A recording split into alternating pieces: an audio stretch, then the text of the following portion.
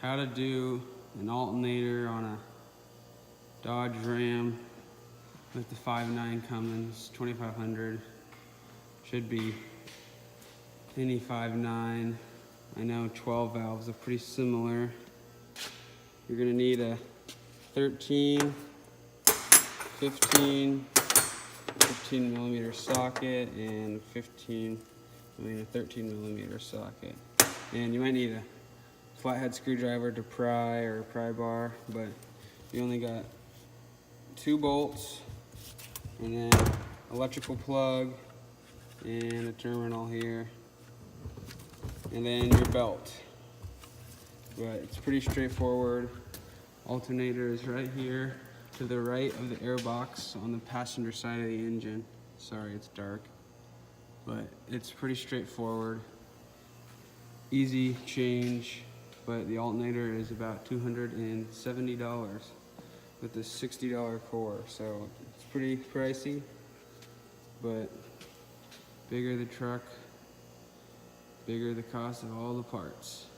You're gonna wanna disconnect your battery cables on both batteries. One there, and that one there.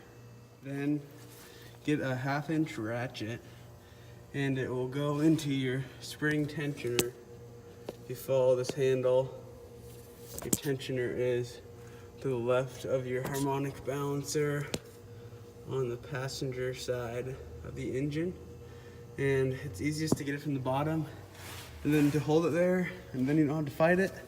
Just put a vice grip on your sway bar, and the belt is loose now, as you can see.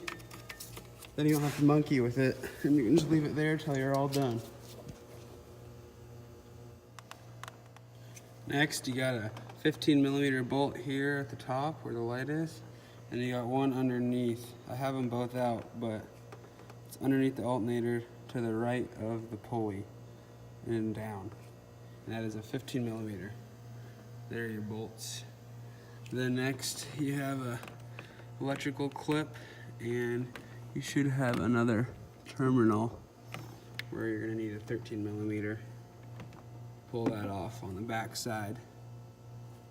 When taking this plug off, it's kind of hard to see down there, especially if you have an aftermarket intake, but you just take your thumb and the plug sits like this, and there's a tab on the right side. You just gotta push down and pull out.